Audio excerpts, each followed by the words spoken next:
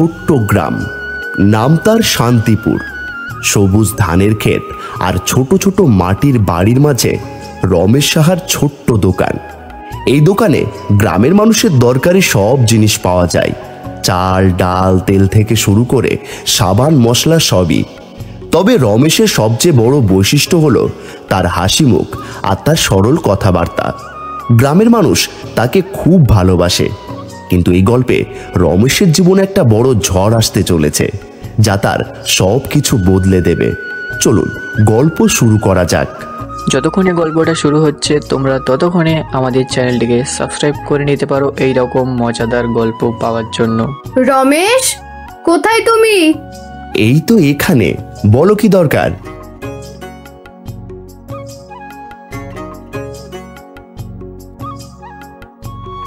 দোকানে যাচ্ছ তো? আমার জন্য কিছু লাগবে কিনা জিজ্ঞেস করেছো? হ্যাঁ যাচ্ছি। কি লাগবে বলো, আসার সময় নিয়ে আসবো। সবই তো আছে, তবে চাল ডাল আর তেল একটু কমে গেছে, ওগুলো নিয়ে এসো। আর হ্যাঁ, একটা কথা বলার ছিল। তাড়াতাড়ি বলো, দেরি হয়ে যাচ্ছে। সেদিন শিবু মণ্ডলের দোকানে একটা সোনার হার দেখলাম, খুব সুন্দর। ওকে বলেছি আমার জন্য হারটা কিছুদিন রেখে দিতে। তুমি কবে টাকা দিতে পারবে? আরে এই তো কিছুদিন আগে একটা চেন কিনলাম, এখন আবার হার? তোমার তো শখের শেষ নেই। আমি তোমার একমাত্র বউ, কার জন্য সাজবো বলো? তোমার জন্যই তো। তোমার তো টাকার অভাব নেই, তবু এমন করো কেন? আচ্ছা আচ্ছা, রাগ করো না। আমি দেখি হারের দাম কত পড়বে আর কবে কিনে দিতে পারবো। আজ তোমার পছন্দের মাছের তরকারি রান্না করো, তাড়াতাড়ি দোকান বন্ধ করে চলে আসবো। ঠিক আছে, তাড়াতাড়ি এসো কিন্তু। রমেশ দোকানের দিকে রওনা দিল।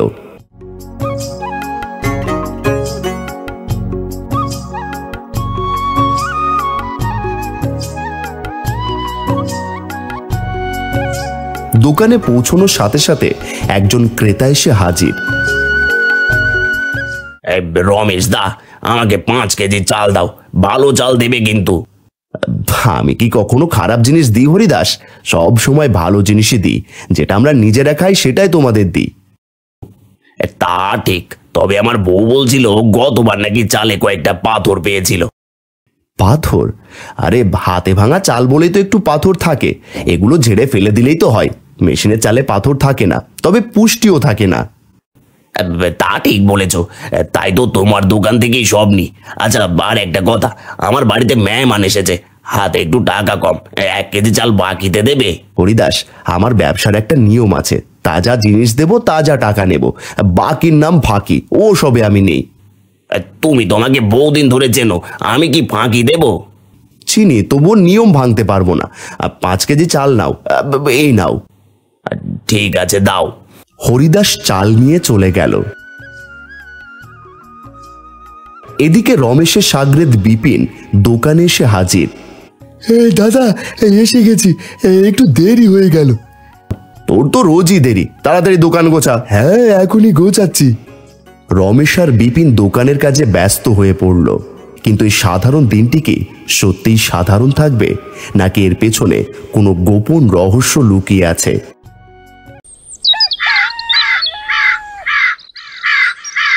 শান্তিপুর গ্রামের বাজারে রমেশের দোকানে সকালের কাজ চলছে। বিপিন দোকান গোছাচ্ছে আর রমেশ হিসেবের খাতায় চোখ বোলাচ্ছে। কিন্তু আজকের দিনটা যেন একটু অন্যরকম। দোকানে ক্রেতার সংখ্যা কম, আর রমেশের মনেও একটা চিন্তা ঘুরপাক খাচ্ছে। লক্ষ্মীর সোনার হারের কথা মাথায় ঘুরছে। এদিকে বিপিনের একটা ভুল কাজের জন্য রমেশ তাকে বকছে। বিপিন, তোকে যে চালে একটু বালি মেশাতে বলেছিলাম, ওজন বাড়ানোর জন্য কতটা মিশিয়েছিস?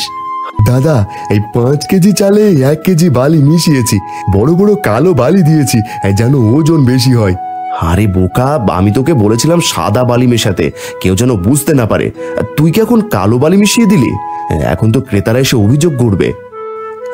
দাদা, ভুল হয়ে গেছে, ভেবেছিলাম বেশি বালি দিলে ওজন বেশি হবে, আপনি খুশি হবেন। খুশি হব? এখন মানুষ আমার দোকান থেকে জিনিস কেনা বন্ধ করে দেবে। যা, যে বস্তায় বালি মিশিয়েছিস সেগুলো থেকে বালি বেচে ফেল। এত কাজ এখনই? হ্যাঁ, তুই যখন ভুল করেছিস তুই ঠিক করবি। বিপিন মুখ কালো করে চালের বস্তা থেকে বালি বাছতে লাগলো। এদিকে একজন ক্রেতা এসে দোকানে হাজির। রমেশ, আমাকে 1 কেজি আলু দাও তো, ভালো আলু দেবে কিন্তু। মালতী কাকি, আপনি নিজেই বেছে নিন, এখানে ভালো আলু রাখা আছে। কাকি এইদিকে আসুন, এইখানে সব আলু আছে। মালতী দেবী আলু বাছতে আসেন। আমি বুঝতে পারলাম তিনি রমেশের নিয়মিত ক্রেতা, তাই তিনি ভালো করে আলু বাছলেন। কিন্তু রমেশের চোখের ইশারায় বিপিন দুটো ভালো আলুর বদলে দুটো খারাপ আলু ব্যাগে ভরে দিল। এই নাও রমেশ, আবার আসবো। ঠিক আছে কাকি। মালতী দেবী চলে গেলেন, কিন্তু রমেশের মনে একটা অস্বস্তি। ক্রেতারা কি কিছু বুঝতে পারছে? তার উপর লক্ষ্মী সোনার হার কেনার চাপ। দোকানে ক্রেতা কম আজকাল, আর লক্ষ্মী একটা সোনার হারের জন্য বায়না করছে। কি যে করি? দাদা, আগের মতো মেয়াদ উত্তীর্ণ জিনিস কম দামে বেচে দিন, তাহলে ক্রেতাও বাড়বে, বিক্রিও বাড়বে। হ্যাঁ, তুই ঠিকই বলছিস। আর খোলা জিনিসগুলো সুন্দর করে পুরনো বস্তায় ভরে বলবো এগুলো ভালো মানের, তাই একটু দাম বেশি। হ্যাঁ, গ্রামের মানুষ তো সরল, তারা বুঝবে না কোনটা ভালো কোনটা খারাপ। ঠিক বলেছিস। এই চালাকের জন্যই তো আজ আমার বাড়ি গাড়ি গয়না সব হয়েছে। দাদা, আপনার থেকেই তো সব শিখেছি। দোয়া করবেন আমিও একদিন আপনার মতো বড় ব্যবসায়ী হব। ঠিক আছে, তুই এখন দোকান সামলা, আমি শিবুর দোকানে গিয়ে হারের দামটা জেনে আসি। রমেশ স্বর্ণকারের দোকানের দিকে রওনা দিল, কিন্তু তার মনে একটা অজানা ভয়। ক্রেতারা কি তার চালাকি ধরে ফেলবে, নাকি আরো বড় কিছু ঘটতে চলেছে?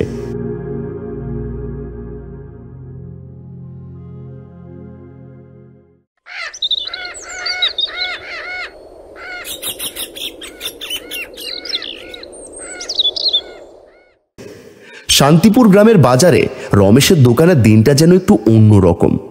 ক্রেতারা আসছে, কিন্তু রমেশের মনে একটা অজানা ভয়। বিপিনের ভুলের জন্য চালে বালি মেশানোর কথা কেউ জানতে পারলে কি হবে? এদিকে একজন নতুন মানুষ এসে হাজির, যিনি গ্রামের নয়। তার নাম অনিমেষ দাস। শহর থেকে বেড়াতে এসেছেন। তার চোখে মুখে একটা সন্দেহের ভাব। এই অনিমেষ কি কিছু লুকোনো রহস্য ফাঁস করে দেবে? চলুন দেখা যাক। রমেশ দা, আমার জন্য কিছু জিনিস লাগবে, এই কাগজে সব লিখে এনেছি, ভালো করে দেখে নিন। ঠিক আছে ভাই, একটু অপেক্ষা করো, আমি সব গুছিয়ে দিচ্ছি। এই আপনার কাগজটা দেখি, আমি একে একে সব দিচ্ছি। অনিমেষ কাগজটা বিপিনের হাতে দিল। বিপিন চাল ডাল তেল আর মশলা ব্যাগে ভরতে লাগলো, কিন্তু অনিমেষের চোখ দোকানের জিনিসের ওপর। সে যেন সবকিছু খুব ভালো করে দেখছে। রমেশ দা, আপনি বসে বসে চাল ঝাড়ছেন কেন? আরে, আমরা তো সবসময় ক্রেতাদের ভালো জিনিস দিই। বাইরে থেকে চাল আসে, তাতে ধুলো ময়লা থাকে, তাই পরিষ্কার করে বিক্রি করি। এতে বাড়তি টাকাও নিই না। বাহ, এমন সেবা তো শহরে পাওয়া যায় না। গ্রামে এসে এমন ভালো ব্যবহার পেলাম, ভালো লাগলো। এই লোকটা বড্ড বেশি দেখছে, কিছু বুঝে ফেললো নাকি? বিপিন অনিমেষের তালিকার জিনিস ব্যাগে ভরে দিল, কিন্তু অনিমেষ সবকিছু হাত দিয়ে পরীক্ষা করতে লাগলো। আমি 1 কেজি আটা চেয়েছিলাম, এটা কি ঠিক 1 কেজি? হ্যাঁ, একদম ঠিক। আমি তো 5 বছর ধরেই কাজ করছি, কিছু ভুল হয় না। আমি একটু হিসেবি মানুষ, সব জিনিস যাচাই করে কিনি। এই আটা প্যাকেট থেকে বের করে অন্য পলিথিনে মেপে দেখান। বিপিন একটু ঘাবড়ে গেল। রমেশও দোকানের এক কোণে দাঁড়িয়ে সব দেখছে। বিপিন আটা মেপে দেখালো।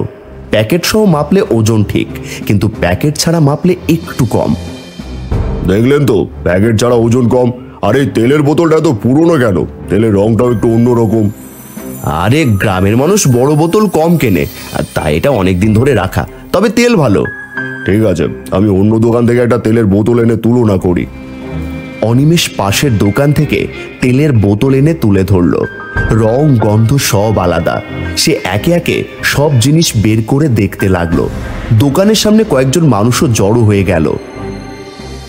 আরে বে, কি হচ্ছে? রমেশ দা, তুমি কি খারাপ জিনিস দিচ্ছ?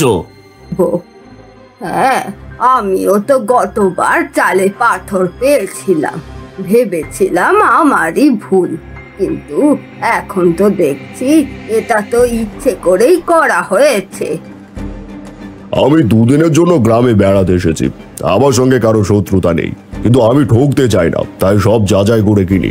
আপনারা এতদিন ধরে এভাবে ঠকছেন। দোকানের সামনে হট্টগোল শুরু হয়ে গেল। গ্রামের মানুষ রমেশের দিকে প্রশ্ন তুলতে লাগলো। রমেশের মুখ ফ্যাকাশে হয়ে গেল। এখন সে কি করবে? তার চালাকি কি ধরা পড়ে গেল, নাকি এর পেছনে আরো লুকিয়ে আছে রহস্য? শান্তিপুর গ্রামের বাজারে রমেশের দোকানের সামনে এখন হট্টগোল। অনিমেষের প্রশ্ন যাচাই বাছাইয়ে গ্রামের মানুষ বুঝতে পারছে রমেশের দোকানে কিছু একটা গড়বড় হচ্ছে। চালে বালি, তেলের বোতলে অদ্ভুত গন্ধ, এসব কি সত্যিই ভুল নাকি ইচ্ছে করে করা হয়েছে?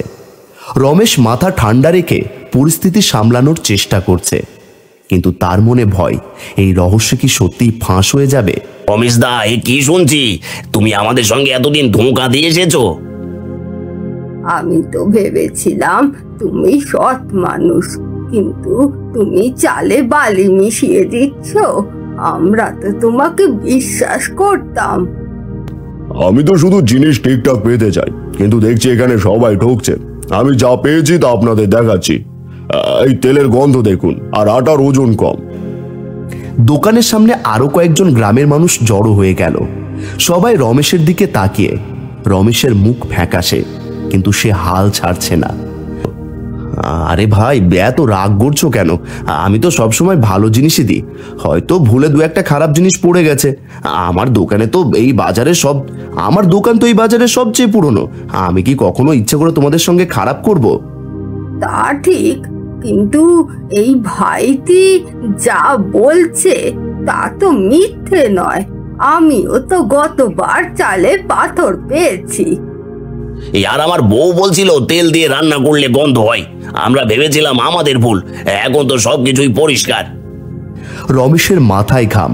সে বুঝতে পারছে পরিস্থিতি হাতের বাইরে চলে যাচ্ছে। এদিকে বিপিন দোকানের এক কোণে দাঁড়িয়ে মাথা নিচু করে আছে।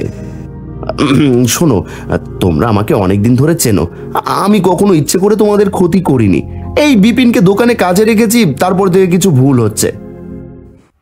দাদা, এটা কি বলছেন? আমি তো আপনার শেখানো পথেই চলি, যা বলেছেন তাই করেছি। চুপ কর বিপিন, তুই যখন রাস্তায় ছিলি কে তোকে কাজ দিয়েছে? আমি। আর তুই আমার উপর দোষ চাপাচ্ছিস? বিপিন মুখ নিচু করে চলে গেল, কিন্তু গ্রামের মানুষের মধ্যে গুঞ্জন বাড়ছে। অনিমেষ শান্তভাবে সব দেখছে, তার মুখে একটা হালকা হাসি। আপনি কোথা থেকে এসেছেন ভাই? আমাদের সঙ্গে কি আপনার কোনো দুশ্মনী আছে? নইলে এভাবে দোষ ধরছেন কেন? আমি শহর থেকে এসেছি দুদিনের জন্য বেড়াতে। আমার সঙ্গে কারো দুশ্মনী নেই। আমি শুধু হিসেব করে চলি, কেউ আমাকে যাতে না ঠকাক। রমেশ, তুমি এতদিন আমাদের বিশ্বাসের মর্যাদা রাখনি।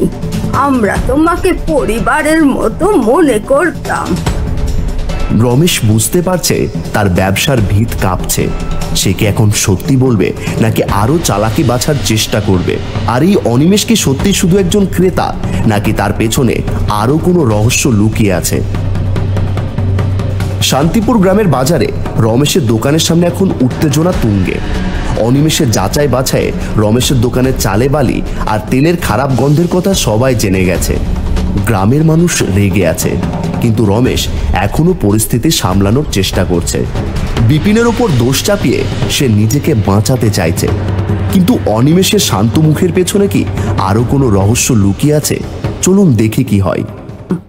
রমেশ, তুমি বিপিনের উপর দোষ চাপাচ্ছ, কিন্তু তুমি নিজে কি একদম নির্দোষ। এতদিন ধরে আমরা তোমার দোকান থেকে কিনেছি, আর তুমি আমাদের সঙ্গে এমন করলে। হ্যাঁ রমেশ দা, তুমি তো বলতে আমরা তোমার পরিবারের মতো, তাহলে আমাদের সঙ্গে এমন চালাকি কেন? শোনো, তোমরা আমাকে ভুল বুঝছো। আমি কখনো ইচ্ছে করে খারাপ জিনিস দিইনি। বিপিন নতুন, তার কিছু ভুল হয়েছে। আমি তোমাদের কাছে ক্ষমা চাইছি। দাদা, আমি তো আপনার কথা মতোই সব করেছি, এখন আমার উপর দোষ দিচ্ছেন কেন? বিপিনের কথায় গ্রামের মানুষের মধ্যে গুঞ্জন আরো বাড়ল। সবাই এখন রমেশের দিকে তাকিয়ে। রমেশ চুপচাপ দাঁড়িয়ে সব দেখছে, তার চোখে একটা অদ্ভুত চমক। রমেশ দা, আমি শুধু আমার জিনিস ঠিকঠাক চেয়েছিলাম, কিন্তু দেখছি এখানে সবাইকে ঠকানো হচ্ছে। আমি একটা প্রশ্ন করি, এই খারাপ জিনিস কি শুধু বিপিনের ভুল, নাকি এর পেছনে আরো কিছু আছে? আরে ভাই, তুমি এত বড় বড় কথা বলছো কেন? আমি তো বললাম এটা বিপিনের ভুল। আমি তো সবসময় ভালো জিনিস দিই। তাহলে বলো, গতবার আমার কেনা চালে পাথর কেন ছিল? আর হরিদাসের তেলের বোতলে গন্ধ কেন? হ্যাঁ, আর আমি যখন বাকিতে 1 কেজি চাল চেয়েছিলাম তখন তুমি বললে বাকির নাম ফাঁকি, কিন্তু নিজে ফাঁকি দিচ্ছ আমাদের সঙ্গে। রমেশের মুখ আরো ফ্যাকাশে হয়ে গেল। সে বুঝতে পারছে তার ব্যবসার গোপন কথা এখন আর গোপন নেই, কিন্তু সে এখনো হাল ছাড়েনি। শোনো, তোমরা আমাকে অনেকদিন ধরে চেনো, আমি বিপিনকে কাজে রেখেছি বলে এই ভুল হয়েছে, আমি ওকে এখনই বের করে দেবো। দাদা, আপনি আমাকে বের করে দেবেন? আমি তো আপনার শেখানো পথেই চলেছি। রমেশ দা, আপনি বিপিনের ওপর দোষ চাপাচ্ছেন, কিন্তু আমি আরো কিছু দেখছি। এই বোতলের তেল দেখুন, এটা তো মেয়াদ উত্তীর্ণ। দোকানের সামনে হট্টগোল আরো বাড়ল। গ্রামের মানুষ রমেশের দিকে রেগে তাকাচ্ছে। অনিমেষের হাতে মেয়াদ উত্তীর্ণ তেলের বোতল দেখে সবাই অবাক। রমেশ এখন কি বলবে? তার চালাকি পুরোপুরি কি ধরা পড়ে গেল, নাকি এর পেছনে আরো কোনো রহস্য আছে? শান্তিপুর গ্রামের বাজারে রমেশের দোকানের সামনে এখন হইচই চলছে। অনিমেষের হাতে মেয়াদোত্তীর্ণ তেলের বোতল দেখে গ্রামের মানুষ রেগে আগুন। রমেশ বিপিনের ওপর দোষ চাপিয়ে নিজেকে বাঁচানোর চেষ্টা করছে, কিন্তু তার কথা কেউ আর বিশ্বাস করছে না। বিপিন মাথা নিচু করে দাঁড়িয়ে, আর অনিমেষ শান্ত মুখে সব দেখছে। এই পরিস্থিতিতে রমেশ কি করবে? তার দোকানের গোপন কথা কি সবার সামনে ফাঁস হয়ে যাবে? রমেশ, এটা কি দেখছি? মেয়াদ উত্তীর্ণ তেল? তুমি আমাদের এমন জিনিস খাইয়েছো? আমাদের সঙ্গে এত বড় ধোঁকাবাজি? হ্যাঁ রমেশ দা, আমরা তোমাকে পরিবারের মতো ভেবেছি, আর তুমি আমাদের ঠকিয়ে টাকা বানিয়েছো। শোনো, তোমরা ভুল বুঝছো। আমি তো বলছি এটা বিপিনের ভুল। আমি কখনো ইচ্ছে করে খারাপ জিনিস দেব না। দাদা, আপনি কেন আমার উপর সব দোষ চাপাচ্ছেন? আমি তো আপনার কথা মতোই সব করেছি। তেলের বোতলে পুরনো রাখতে আপনিই বলেছিলেন। বিপিনের কথায় দোকানের সামনে একটা নিস্তব্ধতা নেমে এলো। সবাই রমেশের দিকে তাকিয়ে। রমেশের মুখ ফ্যাকাশে, তার চোখে ভয়। অনিমেষ এখনো শান্ত, কিন্তু তার মুখে একটা হালকা হাসি। রমেশ দা, আমি শুধু আমার কেনার জিনিস যাচাই করছিলাম, কিন্তু এখন দেখছি এটা শুধু ভুল নয়, ইচ্ছে করে করা হয়েছে। এই তেলের বোতলের মেয়াদ শেষ হয়েছে 6 মাস আগে। এটা কি বিপিনের ভুল নাকি আপনার পরিকল্পনা? আরে ভাই, তুমি এত বড় কথা বলছো কেন? আমি তো বিপিনকে বলেছিলাম ভালো জিনিস রাখতে। সে বোধহয় ভুল করে পুরনো বোতল দিয়েছে। রমেশ, তুমি এখনো মিথ্যে বলছো? আমরা তোমাকে এত বিশ্বাস করতাম। আমার নাতির পেট খারাপ হয়েছিল তোমার তেল খেয়ে। এখন বুঝছি তুমি আমাদের সবাইকে ঠকিয়েছো। দোকানের সামনে গ্রামের মানুষের রাগ আরো বাড়ল। কেউ কেউ চিৎকার শুরু করলো। রমেশ বুঝতে পারছে তার ব্যবসা এখন ঝুঁকির মুখে। রমেশ দা, তুমি আমাদের ঠকিয়ে বাড়ি গাড়ি বানিয়েছো, আর আমরা বোকার মতো তোমার দোকানে এসেছি। এখন একটা হেস্তনেস্ত করতে হবে। শান্ত হরিদাস, আমি তোমাদের কাছে ক্ষমা চাইছি। আমি বিপিনকে এখনই বের করে দেবো, আর এমন ভুল হবে না। দাদা, আপনি আমাকে বের করবেন? আমি তো আপনার জন্য সব করেছি। আপনি বলেছিলেন পুরনো তেল বিক্রি করতে, যেন বেশি লাভ হয়।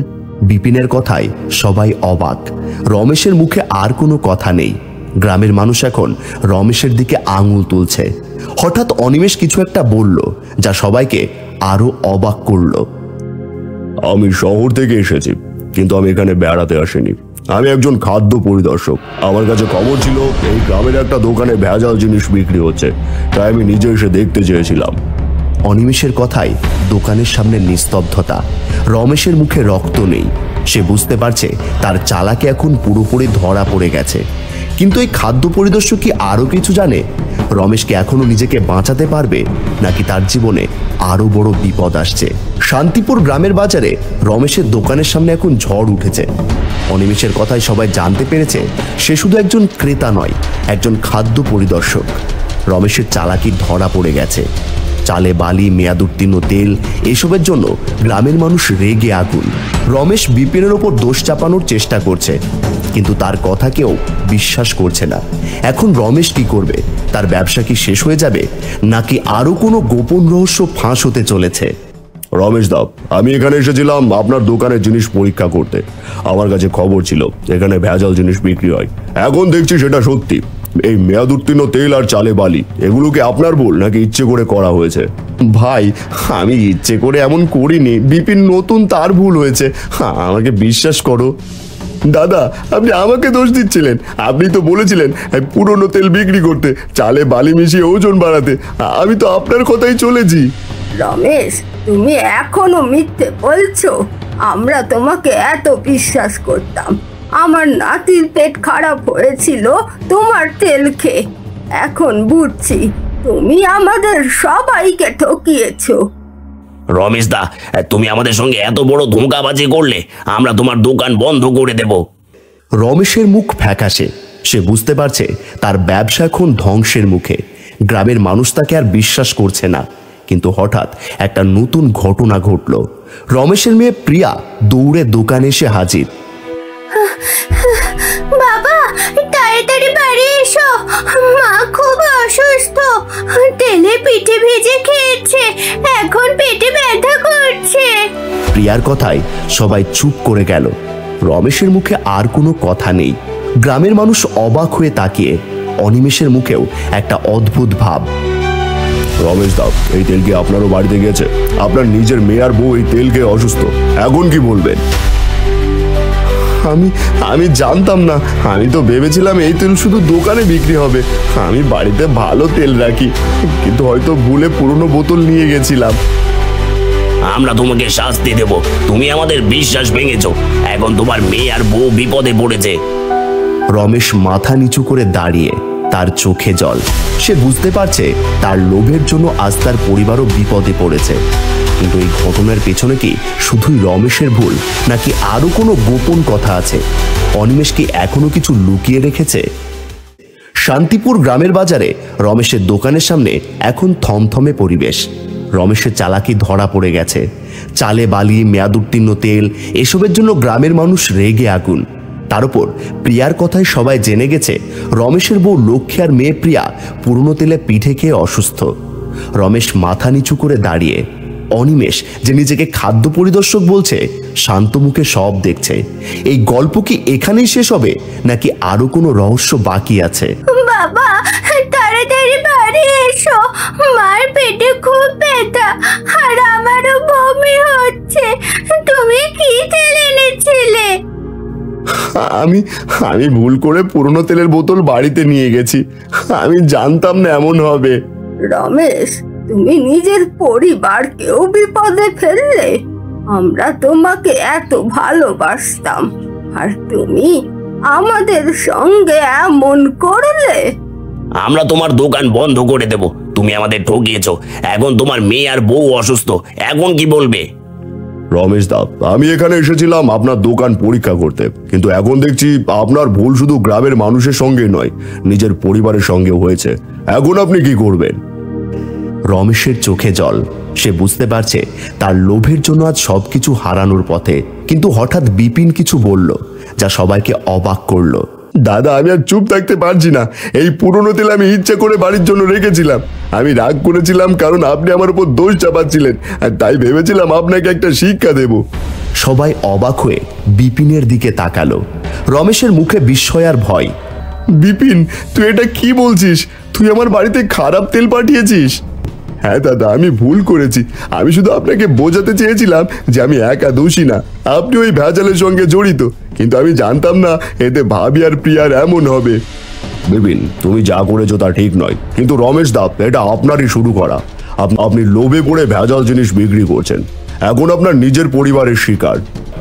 রমেশ মাথা নিচু করে দাঁড়িয়ে। তার মনে হচ্ছে সে সব হারিয়েছে। কিন্তু হঠাৎ মালতী দেবী কিছু বললেন।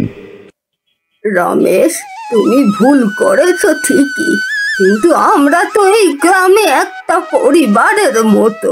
তুমি যদি সত্যি মন থেকে ক্ষমা চাও, আমরা তোমাকে আর একটা সুযোগ দেব। কিন্তু এবার থেকে সৎভাবে ব্যবসা করতে হবে। হ্যাঁ, মালতী কাকি ঠিক বলেছেন। তুমি আমাদের ঠকিয়েছো, কিন্তু তোমার মেয়ে আর বউয়ের জন্য আমরা তোমাকে শাস্তি দেব না। তুমি প্রিয়াকে ডাক্তারের কাছে নিয়ে যাও। আমি সত্যি ক্ষমা চাইছি। আমার লোভের জন্য এমন হয়েছে। আমি প্রিয়ার লক্ষ্মীকে ডাক্তারের কাছে নিয়ে যাচ্ছি, আর কথা দিচ্ছি এখন থেকে আমি সৎভাবে ব্যবসা করব। রমেশ তাড়াতাড়ি প্রিয়াকে নিয়ে ডাক্তারের কাছে ছুটল। গ্রামের মানুষ তার পেছনে দাঁড়িয়ে। অনিমেষ শান্ত হাসি দিয়ে বলল, আমার কাজ শেষ। আমি এই গ্রামে এসেছিলাম ভেজাল বন্ধ করতে। এখন আপনারা নিজেরাই সিদ্ধান্ত নিন রমেশ দাকে কি করবেন। আমি শহরে ফিরে যাচ্ছি। রমেশ প্রিয়া আর লক্ষ্মীকে ডাক্তারের কাছে নিয়ে গেল। ডাক্তার বললেন তেলের কারণে তাদের পেট খারাপ হয়েছে, তবে বিপদ কেটে গেছে। রমেশের মনে শান্তি এলো, কিন্তু তার লোভের শিক্ষা সে কখনো ভুলবে না। সে দোকানে ফিরে এলো আর গ্রামের মানুষের কাছে ক্ষমা চেয়ে নতুন করে সৎ ব্যবসা শুরু করলো। কিন্তু বিপিনের কি হলো? সে কি রমেশের সঙ্গে রইল নাকি গ্রাম ছেড়ে চলে গেল? সেটা রইল আর একটা রহস্য। আর এভাবেই শান্তিপুর গ্রামের গল্পটা শেষ হলো। রমেশ শিখল লোভে পড়লে সব হারাতে হয়, আর গ্রামের মানুষ শিখল বিশ্বাসের সঙ্গে সতর্ক থাকতে হয়।